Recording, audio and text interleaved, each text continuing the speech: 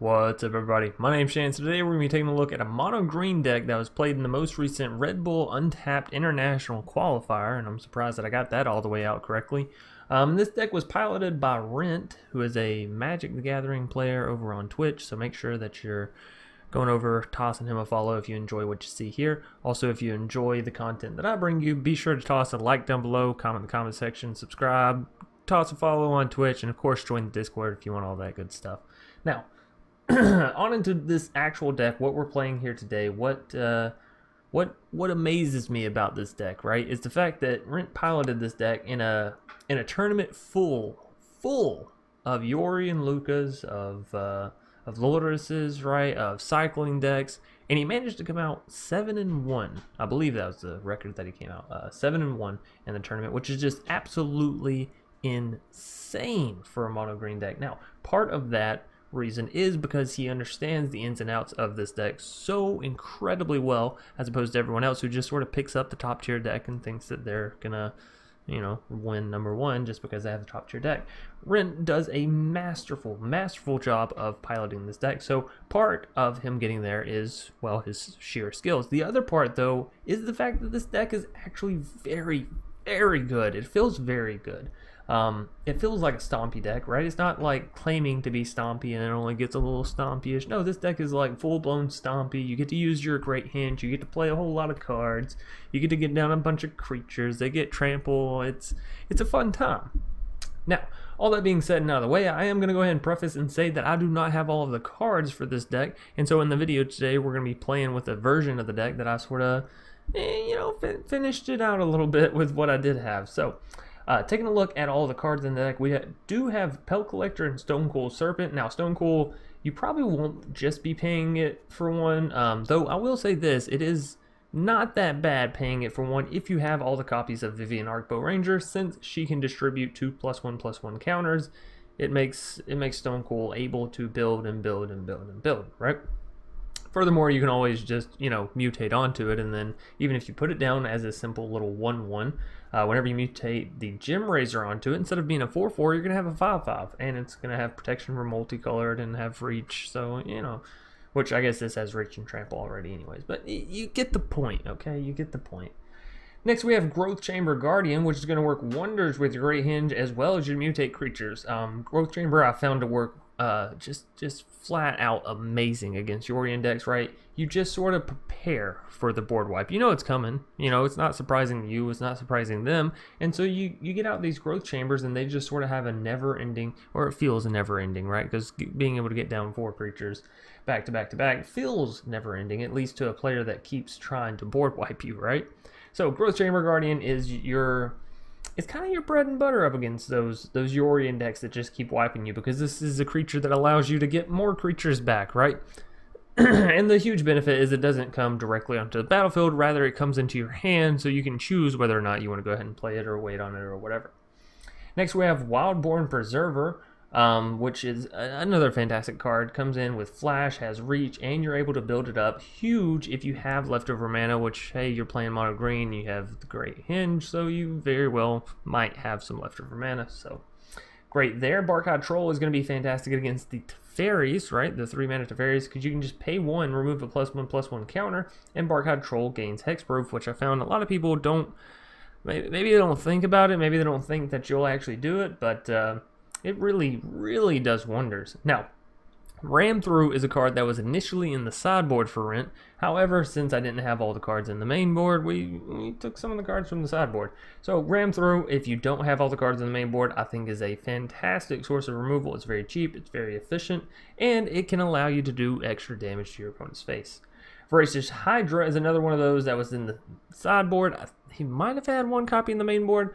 I'm going to leave both deck list down below, both his and mine, so you'll be able to see exactly what's different. Anyways, Voracious Hydra, great card. It can enter the battlefield as some removal whenever it fights target creature you don't control, or it can just scale very hard and enter with double counters on it, which is of course fantastic. Yorvo is going to benefit from all of your creatures here entering the battlefield, as well as proc your Pelt Collector for quite a while, right, as it goes up and up and up. Vivien going to allow you to cast your creatures down with flash speed. I'm not gonna lie, I didn't see a whole lot of Vivien in my matches, or at least this this version of Vivian, right? We also have Vivian Arcbow Ranger and Vivian Monsters Advocate, so we have plenty of Vivians in the deck. But yeah, didn't see too many of her, but I would assume she's good, right? Gains Vigilance and Reach. Reach is something that I never valued until this set. I was never like, ooh, yeah, I better get Reach on something. But now that we have Yorion constantly in the skies, you know, you have Brood Moth, which you don't see near as often, but every once in a while, you know, you die, and it's just because of the flying, and it feels terrible. So I feel like this is one of the first sets that I've been like, you know what, give me a little bit of Reach in my deck. Gem Razor, we've already talked about a million times over. If you don't know the value of this card by now, well, you've been living underneath a rock. It is one of the cards that he had 4 copies of. Unfortunately, I don't have any more rare wild cards. Otherwise, I would create, you know, 2 more of these. So in place of the Gem Razors, in place of the 4 copies, I have 2 copies of Migratory Greathorn. This is one of those cards that doesn't end up in the deck for Rint. So, you know, if you're trying to build it out seriously, I don't recommend adding these in. If you have the 4 copies of Gem Razor, I don't recommend adding these in. But if you're looking for a Mutate, something of a similar effect, it'll do, pig, it'll do. Next, we have Questing Beast, which, you know, for obvious reasons is in the deck, right? It can go straight through the walls from the Birth of Meletis, which is fantastic. It allows you to deal damage to face while taking out Teferi or Narset or Lukka or any of them, right? And it has Vigilance, Death Touch, and Haste, so, you know, it's great. It's been great. It will be great until it rotates. Didn't mean for that to rhyme so much, but, you know, we are where we are. Vivian Arcbow Ranger, this is another one of those cards where I wish I had more copies, but when N20 dropped, I just simply didn't get that many, so this is where we are. I think Rint was running either 2 or 3. I could definitely see 3 being the case, because this card is just fantastic. +1, and you can distribute +2, +1/+1 counters to up to 2 of your creatures. So you can give 1 creature +2 counters, or 2. You get what I'm saying, right? Or you can give 2 people. Anyways, they gain Trample until the end of the turn, which is fantastic, right? It allows you to give these creatures that don't normally have Trample the ability to just swing through your opponent's creatures. Furthermore, it can come down and just immediately be a source of removal. However, it's not like Domri, where it makes your creature fight their creature, so you don't want to have your creature fight a Death Touch creature. It's just your straight creature's damage, dealing damage to their creatures. So there's no interactions that allows Death Touch to kill your stuff. And then last but not least, you have the -5, which allows you to choose target creature card you own from outside the game, reveal it, put it into your hand. Now, I haven't seen this ability used that much on her, so I don't know the true effectiveness, but I'm sure if you were just absolutely low on cards in general, right, sort of top decking, and you have a Vivian that has at least 6 loyalty counters, you're going to -5 and go digging for a monster, right? Certainly. Next, we have Vivian Monsters Advocate, if I can get this down correctly. Another great one, allows you to look at the top card of your library at any time, which can really be beneficial to you as far as planning your moves and all that good stuff. Furthermore, if it's a creature, you can cast that spell. Then we have her abilities. +1, you're going to be able to create a 3/3 green beast that has either a Vigilance, Reach, or Trample counter, which is fantastic because sometimes you want the Vigilance if you want to be able to swing in and deal damage while maintaining a blocker. Sometimes you want the Reach if you know that they're about to get down a Yorion, or they've got to start Khan down and they got some dragons in the sky or whatever. And then sometimes you want to Trample. Maybe if they're playing Omen of the Sun, right, and they just got down 2 little 1/1 tokens, you know, you want the Trample to get through those little tokens. And then last but not least, you have the -2, which reads, whenever you cast your next creature spell this turn, search your library for a creature card with a lesser converted mana cost, put it onto the battlefield. Now, the nice thing about this is it's not a random style effect. You know, sometimes it's cast this and then go searching through your library until you hit the top 1. This actually allows you to pick, right? It's your decision.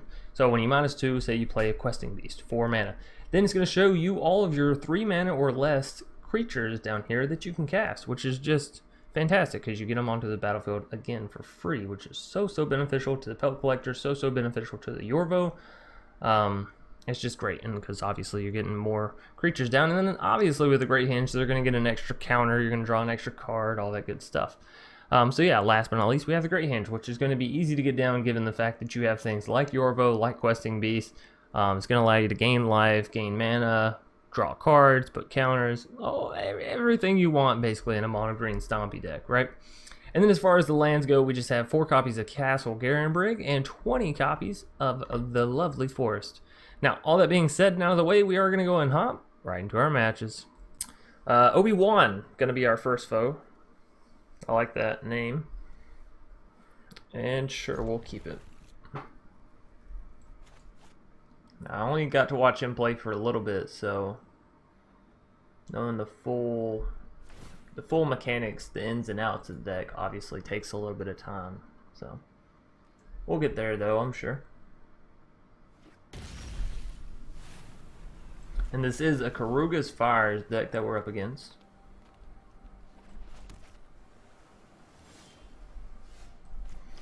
Do I value the Wildborn Preserver more or the Barkhide Troll?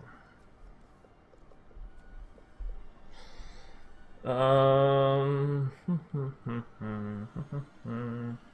I go for the Wildborn Preserver, I need to try to get it bigger than a Clarion, right? Or even like a Storm's Wrath, maybe. They probably don't run Storm's Wrath, given they have the Sphinx and all that, so like a Clarion, right? I think I do go for the Wildborn. Which means we can just pass it back to their turn and we'll be A to the OK.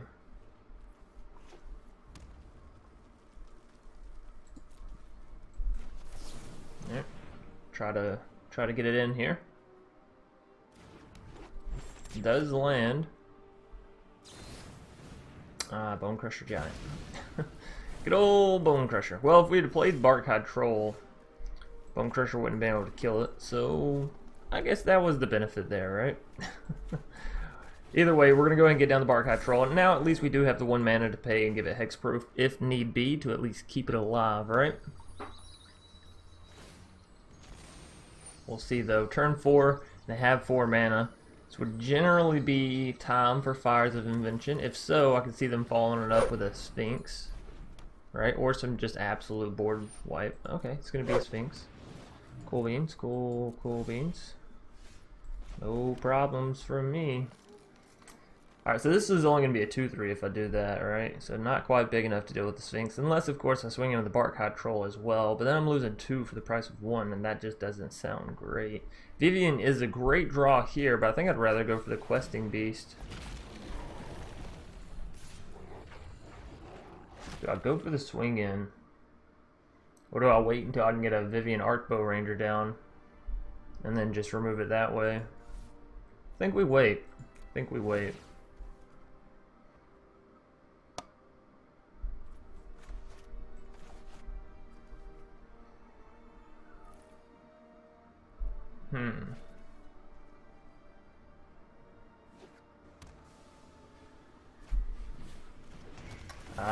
Well, ECD action. That's not good for us. And Karugas are going to draw, what, 3 cards? Yeah.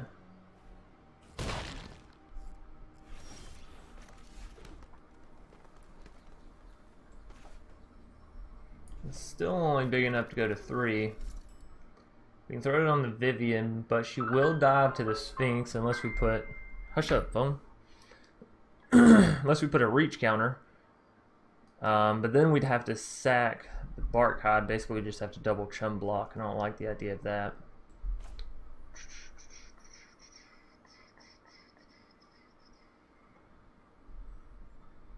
We could play Vivian Arcbow Ranger +1, so she won't die. Give him 2 counters. Alright. So she won't die if Sphinx attacks, and Barkhide's big enough to defend against Karuga, so we're okay. We made a play that won't net 0 us, right? Always feels bad when you play something and your opponent's like, yeah, yikes. Tapp's bad, but again, we do have the 1 mana to pay for hexproof if they go to try to bounce us, so we're good there. Now they could bounce their Elspeth and then of course exile our Vivian. That doesn't make any sense. Yeah. That's not what you do. Not what you do there.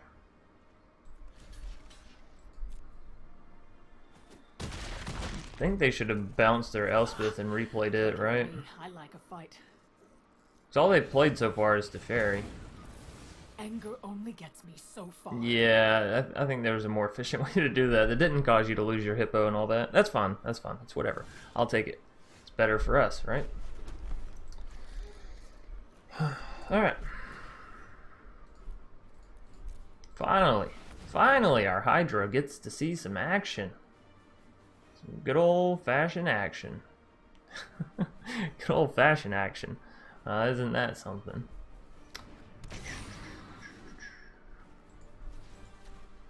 Come here, Sphinx. I got a bone to pick with you. Alright, so they can ECD and get back, what, Karuga probably? Draw some more cards? Yeah. You know how it goes. Now, question is, come our turn, do we want to get down the Great Hinge or do we want to get down to Vivian? Because Great Hinge can be targeted. No, it's an artifact. Can he target? He can, of course he can. For some reason, I'm always like, no, it's just creatures and enchantments. Surely to God, it's not also artifacts. Of course, it's also artifacts. So we gotta get rid of that T-Rary, oh boy. Honor the past. I don't think our Voracious Hydra is gonna be... Okay, never mind.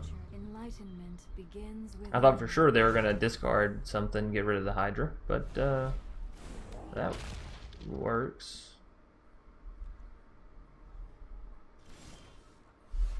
Alright, so we got some decisions to make. I do want to get down the Great Hinge, and it would make sense to get down the Great Hinge before the Wildborn.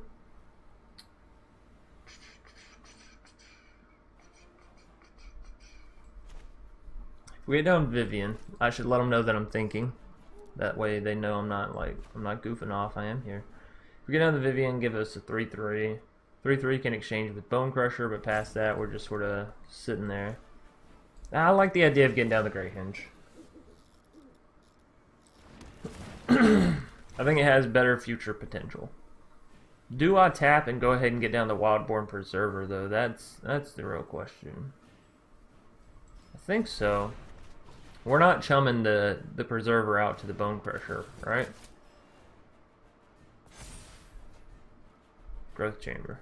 Well, that is really good. Alright, we can't get through Karuga, so... We're chilling. We're big chilling. That's alright. We will have to remember that Rint was playing in a best-of-3 format. So, we're best-of-1. Maybe his strength came from best-of-3. Not quite sure. Again, we're missing some of the cards. strike with the cunning mind of the dragon. Oh, that hurts. That one hurts. I'm actually surprised, given that the tournament's over and the stats came out, and Yorion Lukka was like so played and so won. Why are they choosing to swing it with the Bone Crusher here? I don't understand that. Feels like a free block. I may regret it. Maybe they have another Bone Crusher in hand they're just looking to cast. That doesn't really make sense, okay, that makes sense. That one makes sense.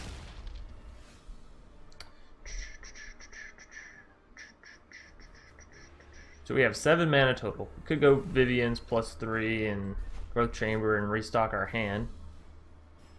They have Teferi. They're probably going to bounce our Great Hinge, so I'm kind of more leaning towards just getting the most out of our Great Hinge, right? So let's go here. And of course, we're going to draw out more Growth Chambers, which can allow us to draw out more cards. So I'm thinking this is going to be the most efficient way for us to do it. Belt Collector's good.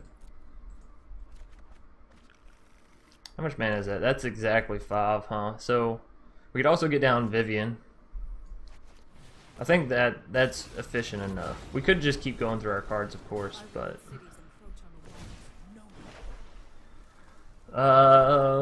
let's give it a reach. Just in case. You never know. I think they're bouncing Great Hinge here. They may not, but they should. Right? Nope, they're bouncing our creature. Might be a bad idea. I don't know. I don't know what I would value more there. Oh, well, I mean, hell, if they can just get rid of everything, that makes sense. Yeah, good old Tef. You show remorse. I'll show. Alright, well, maybe getting rid of the creature was the right thing then, huh? So now they can take out the Vivian, deal 6 more to the face. Oh, no, okay. That's a GG. Yeah, that's, yikes. Alright, so, game 1, losing to Karuga Fires. But, O'Malley, gonna be our next foe. We'll keep it. We get to go first. I like seeing the questing beast. I actually really like this hand. Maybe I'm just a Mono Green fan. Who knows? Up against the Yorion deck. Am I surprised? No, not really. Not really.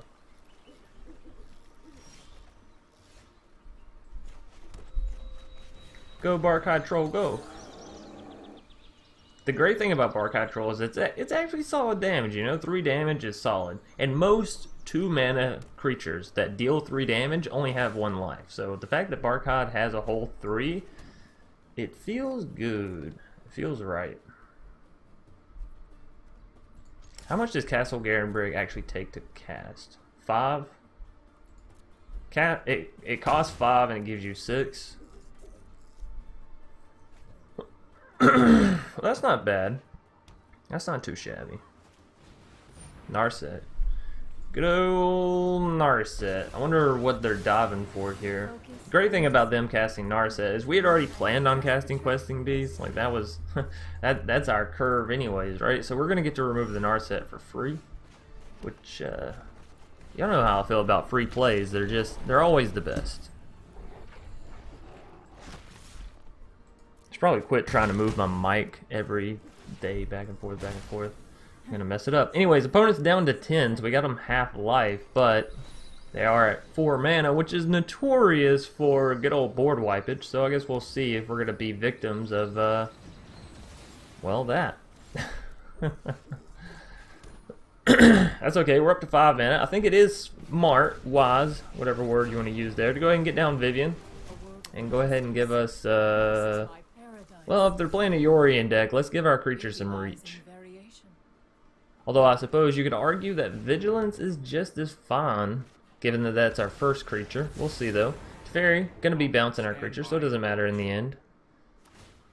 In the end, it doesn't really matter.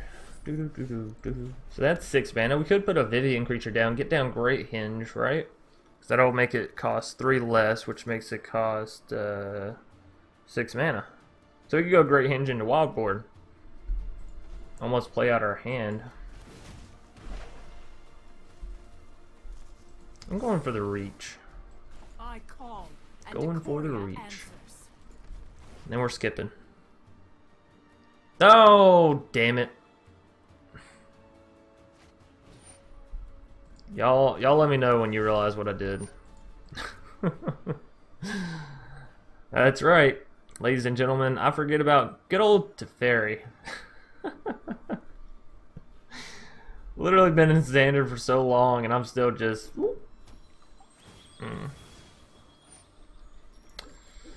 For those of you who haven't picked up on it quite yet, I was going to play my Wildborn Preserver at instant speed on my opponent's turn because that's generally the wise thing to do. However, when your opponent has a Teferi, you can't play anything at instant speed, and so I basically just wasted that mana, wasted that turn, wasted that card draw, however you want to say it. Mostly that mana, though. Man, that was really bad because, yeah, we could have... If I lose this, I will not be surprised in the least bit. Because beating Yorion, you got to play as quick as possible. You got to be on the ball.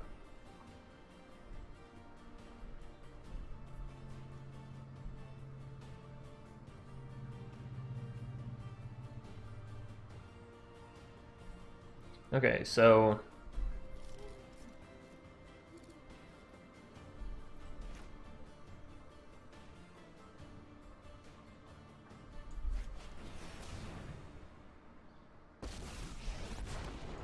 We want Vivian. Too far. Tear it down. Do we want to just take out the Teferi? Yeah. I was going to do this elaborate scheme where we take out the creatures and then I attack the Teferi, but if I can just take out the Teferi, isn't that better in the end? I think, I could be wrong, but I think this is what we want. Things are about to get out of hand. So I plan on going here, right here. I brought friends. Lots of them.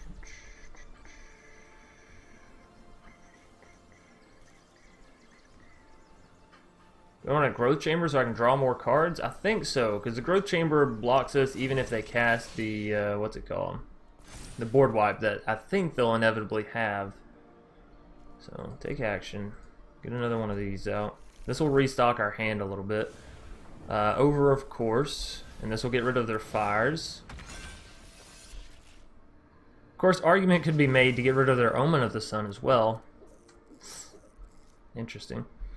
And now do we go for the Wildborn or the Growth Chamber? I think we go for the Wildborn, but they don't have a Teferi, so I can indeed this time wait. And I should wait. So opponent's going to be scrying. Maybe they don't have the board wipe. Maybe maybe I was wrong to go for a Growth Chamber there. Maybe I should have went for something a little bit higher value like Yorvo. Huh.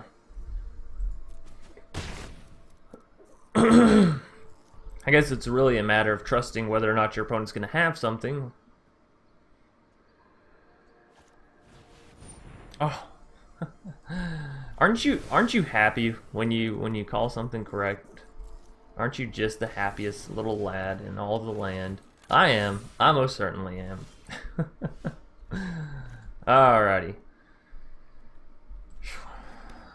Well, we should definitely activate Castle Garenberg. I've been making that mistake a lot, apparently, not activating it. We're definitely getting down questing beast. That's oh, you know what? We might should have -2 on that Vivian once again. Oh, but never mind. O'Malley's gonna scoop it. Yeah, we had enough to buff up our Wildborn and finish that game out. So picking up a game 2 one. Dragonfly gonna be our next foe.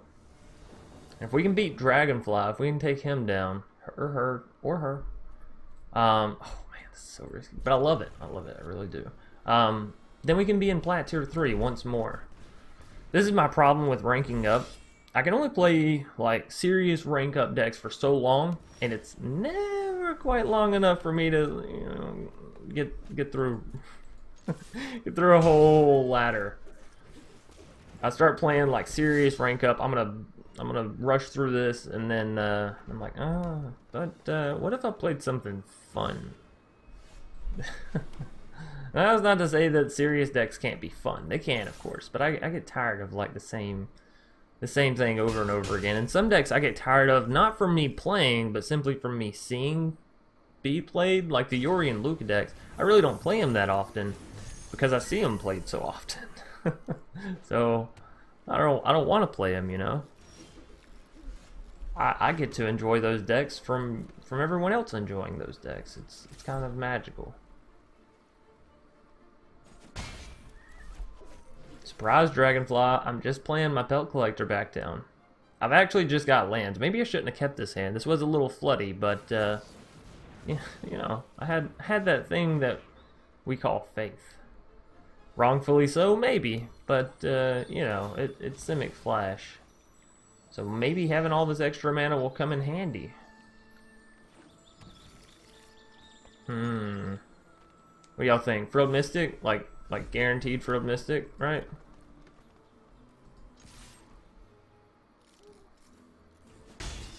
I will continue, sir or madam. And you know what? I'm not going to cast my Vivian. Counter that. It worked. We got one in. We got a spell down, ladies and gents. We got a spell down. All right, I see your brazen. I see your borrower. Thankfully, our Vivian beasts can get reach. Now, unfortunately, they still kind of have the mana for Mystic, of course. We can't get around it forever. Next turn, we're going to be up to 7 mana, which is enough for us to cast a Great Hinge. So if they have Frilled Mystic, would I rather them cast it on the Vivian or the Great Hinge? Probably on the Vivian, if I'm being completely honest.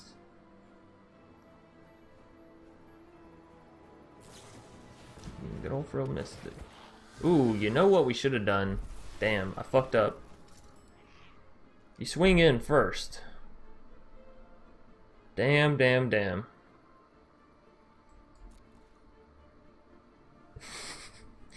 Playing like a rookie this morning. Unsummon. That's fun. That's nice. That's good.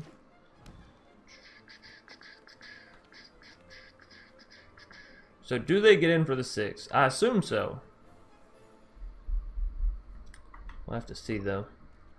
What's up? Hey Tomik. How's it going? Alright, they are indeed getting in for the 6. We'll just let it pass.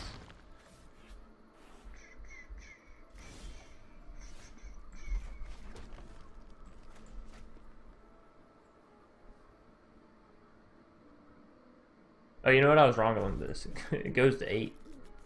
So do we go for the Growth Chamber? I mean, first things first, you get the Pelt Collector back down, right? Then you get the Growth Chamber. They probably counter Growth Chamber if they can, because Growth Chamber can get out more Growth Chambers, right?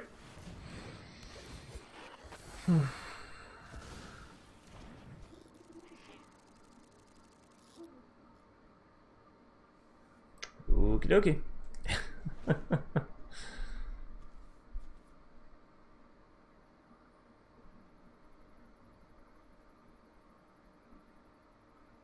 We're getting a little flooded. Getting a little flooded. I did keep a high land hand, so potentially on me there. Slash 100% on me there. Oh, okay, it's over. I don't know what we could potentially or possibly draw to make things not so. Because here's the thing. If we draw a creature that could withstand something, right? Whatever it may be. And we get down the Great Hinge, sure, we're going to gain a little bit of life. But realistically, right here, we have to block or we're going to die. We can take 9 damage.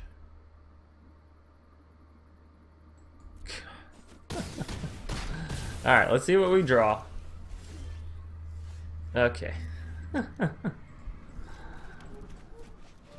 I'll let them see what we had here, and then we will concede it out. Because I think that's fair.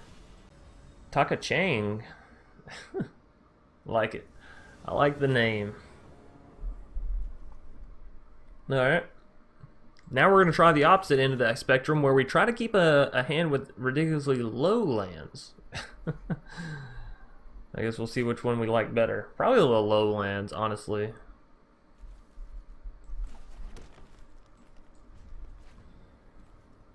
I'm always so tempted to throw down that turn 1 Stone Cool Serpent, you know what I mean? Just right out the bat. Is this a Kahira, like an actual Kahira deck, or is this like Kahira Fires? Because, you know, those are two very different things. One I feel like is trying to have fun. One I feel like is trying to be impressive.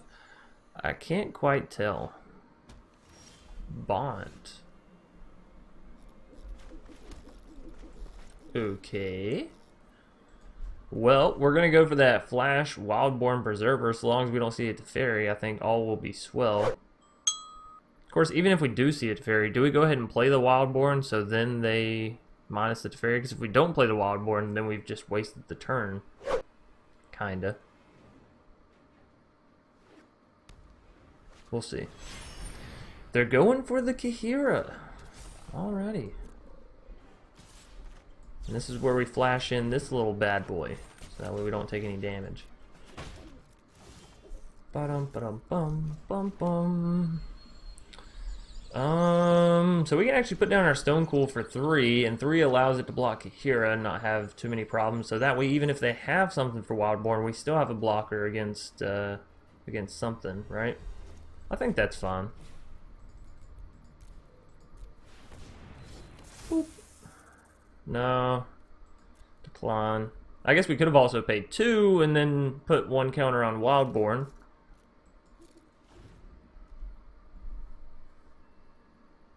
Which of those do I like better? Stonecool at 3, Wildborn at 2, or Wildborn at 3, Stonecool at 2.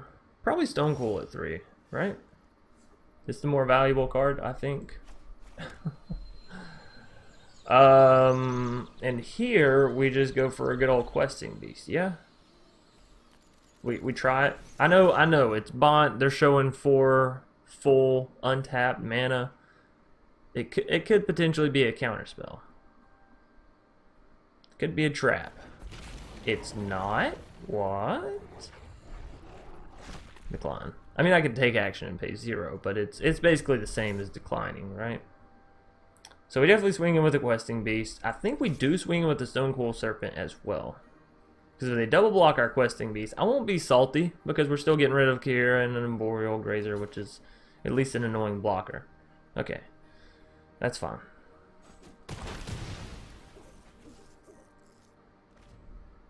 Yeah. Not quite sure why they blocked with the Grazer as well, because as soon as... Ah, Shatter! Nice. Taka Chain. Pulling it out of their back pocket, they said, no problemo. I have the answer. Now, I know we could have went for Pelt Collector and then Vivian on the next turn, but I think this makes a lot more sense. Do we want Reach? Let's give this first little guy Vigilance, right? Because right now they don't have a creature down. So come our next turn, this guy's gonna not have Summoning Sickness. We can create another one with Vivian, ideally. And if Vivian isn't there, then we don't really need the Reach counter, right? So it doesn't matter. It's a good old T-Rary. Good old Tef. T to the Rary. Alrighty, so we're going to be up to 6 mana. I can play Yorvo. He enters with 4 counters, which makes this still cost too much. Alright. So what I think we do here is we go Pelt Collector. And do we play the Yorvo off the top of our deck? I think so, because then we don't have the potential of, like, we don't have to draw it, right? I think so. So we do this. Oh, you know what? We do this. Ha ha ha. Extra mana. My herd grows All. ever larger. Do I want a Barkhad? Wildborn? They do have a Tef down.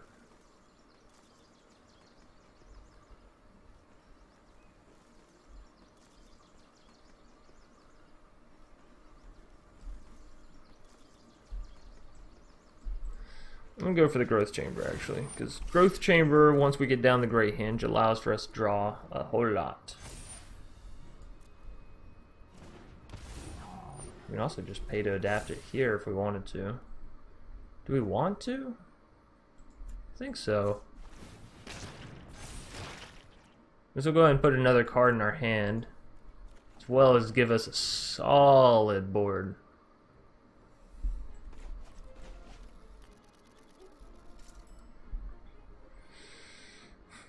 Alright, seems okay. Seems decent. You son of a bitch. Yeah? Just all day. Shatter. Shatter in my dreams. That's what you're shattering. Damn you. You monster. How could you be so heartless? Alright.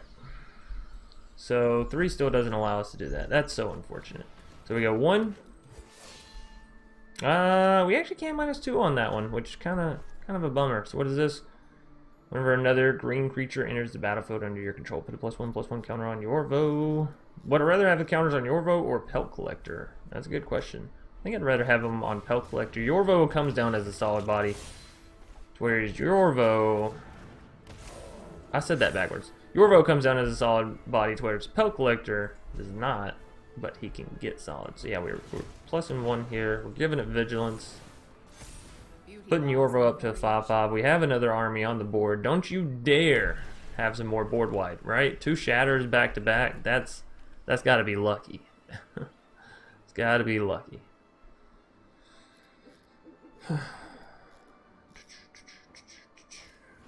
Okay. I'm not gonna lie, I was very, very scared there for a minute.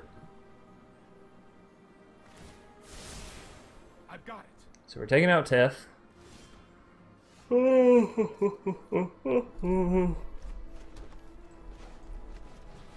down the Great Hinge.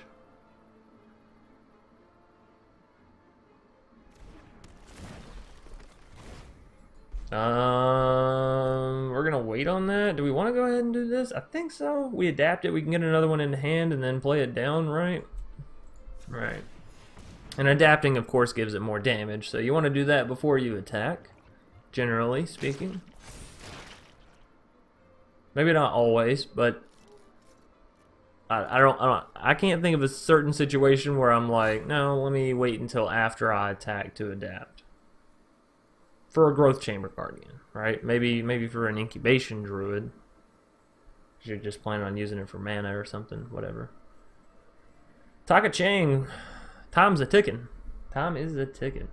Take action. Give me that Growth Chamber. I think now we wait. We go ahead and go into combat, right? 3 goes here, 5, 4, 3 goes here. What if they bounce the thing that's going to attack the Teferi? I think we at least have to send 2 there. Ensure Teferi gets taken out. I can't trust them. I don't trust control players anymore. I'm sorry.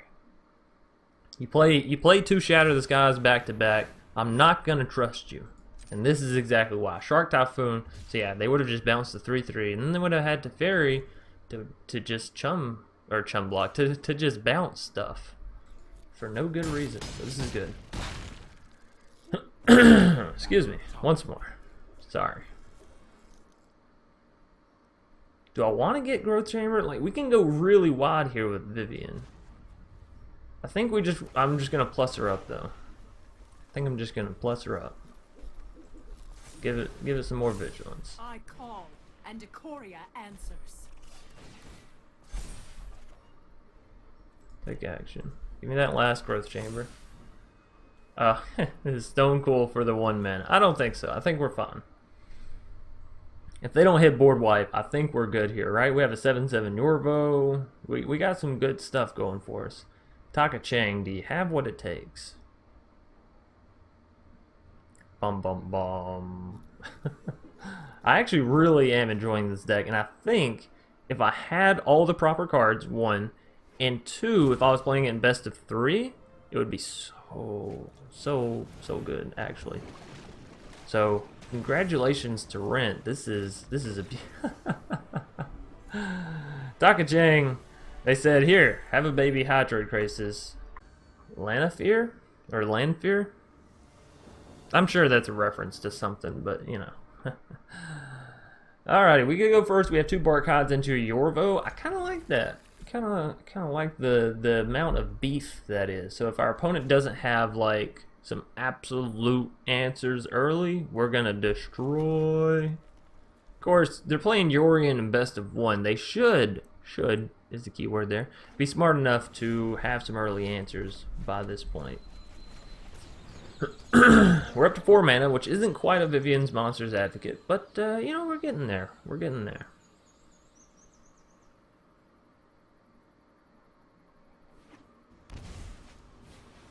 Good old Birth. That's super unfortunate for us. Well, we're going to have Yorvo online the same time that they get the wall, actually, right? So it's not too bad. It's not too shabby.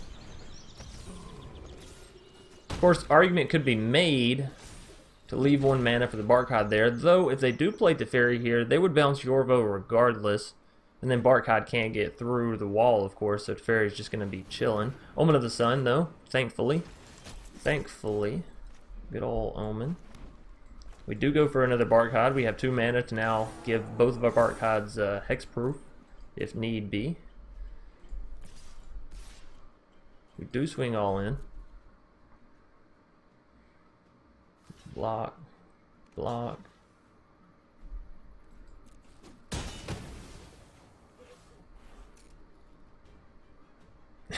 Well, I'm not going to say it. I think they definitely should have blocked the wall on the Barkhod there and just the 1/1 on the Yorvo. But I swung in with the Barkhod hoping they would do something along those lines. But I guess they were going to shatter anyways, right? Alright, so we resolve the shatter. Questing Beast. Ooh. Do I want to go Pelt Collector Questing Beast or want to go... I think I want to go for the Vivian. I think I want to go for the Vivian and get her plussing up. So, again, let's go Vigilance. I think Vigilance is a good... Either Vigilance or Trample is a good first counter.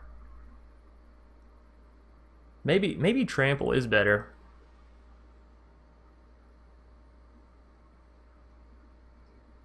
Like, if you see that your opponent has Omen of the Sun, right, Trample could be better. By the way, my beard is getting ridiculous. I'd just like to point that out. Told Eva, which is my girlfriend, for those of you that don't know, that I'm going to grow like, everything out. Because, you know, Corona hit, and I was like, I just don't feel comfortable going to a salon. I don't trust people already. I'm a slight paranoid person. But much less you give me a reason, right? So, I think we are questing beasting. Questing beast.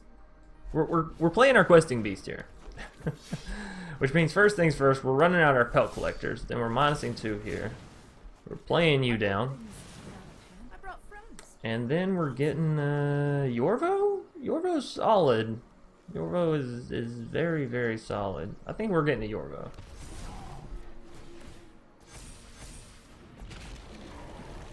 Alright. So.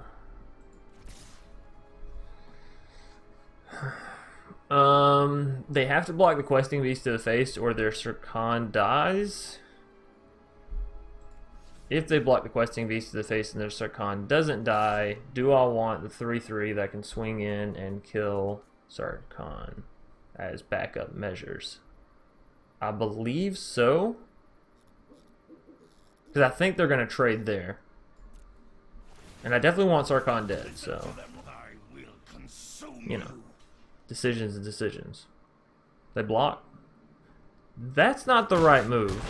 I don't think. Could be wrong. I could be wrong. But I don't think that's the right move. Because now all they keep is a 4/4 creature, which, yes, gets rid of the Vivian. Well, I guess, hold up. They have more board wipe. No?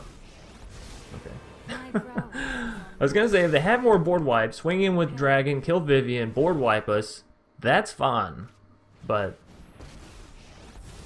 now I'm back to being confused. Alright, so Vivian dies here to the Dragon, right? Okay. But now you just leave yourself wide open.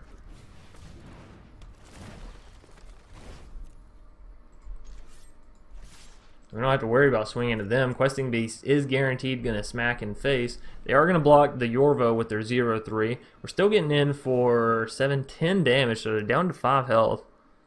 And we're taking out the Narset, I think.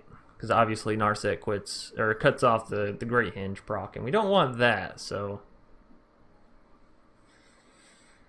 What do they have to activate here? They have 0 mana.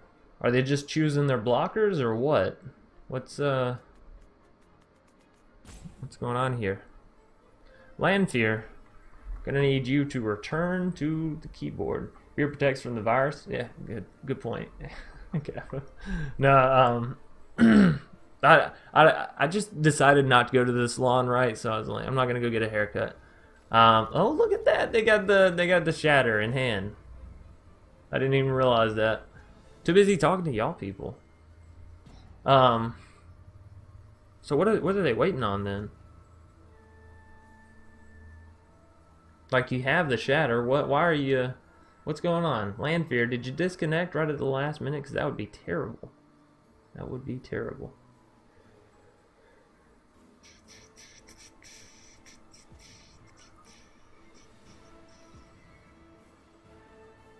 Alrighty, well, anyways, I was gonna go get my haircut. This hit, I decided not to. My beard started getting longer, and I was like, you know what? I'm already growing out the hair on top of my head. Why don't I grow out the hair on front of my head?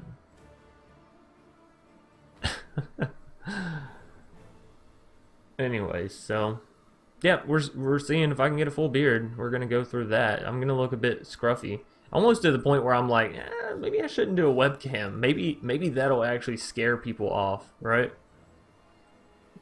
Because it's getting rough. It's gonna get real bad before it gets better, right? They just didn't. They Landfear, they just roped us, or they got disconnected. One of the two. But that's gonna put us in into Plat Tier 3. Did I have fun? I'm skipping that. I feel like, because I don't know if they disconnected or not, and whether or not I had fun kind of depends on whether or not they disconnected. Because I was having fun until, you know, said point happened, but I don't know what happened after said point.